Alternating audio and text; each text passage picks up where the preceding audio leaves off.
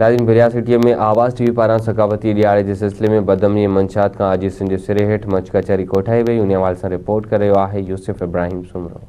नाज़रीन, बिरिया सिटी आवाज़ टीवी पारां सकाफ़ती ॾियारे जे हवाले सां ऐलानियल मंशात ऐं बदमनी खां आजी सिंध जे सिरे हेठि एहतशाम शाह कॉलोनीअ में सिंधी फिल्मुनि जे डायरेक्टर ज़ाहिद सोलंकीअ जी अॻुवाणीअ में मच कचहरी कोठाई वई, जंहिंमें सुगड़नि पारां ॾोर बेत गुजारतू पढ़ी महफ़िल खे 4 चंड लॻाए छॾिया। जॾहिं सिंधी मीडिया उजागरनि खे कयो आहे त रुॻो हिकिड़ी जॻह ते न पर पूरी दुनिया में हिन सिंधी ॿोली खे सम्झण वारा, सिंधी पोशाकुनि पाइण वारा ऐं सिंध सां निभाइण वारा असां सभिनी खे इहा ख़ुशी आहे त जॾहिं हर साल या ॾींहुं सकाफ़त वारो ईंदो आहे त हर हिकु बचो बि ख़ुशि थी पंहिंजी सिंधी पोशाक पहिरे, पटका, टोपियूं, अजरक ऐं साफ़ सां गॾु मल्हाईंदा रहंदा आहिनि। जो रूई सुञाणे सो आरंद, जो रूई सुञाणे सो आरंद, चरस आफ़ीम आइस ठरो, चरस आफ़ीम आइस ठरो, कम खां तिन खे सफ़ा ॿरो, चुरन ॾिसो केथा चिंद, जो रूई सुञाणे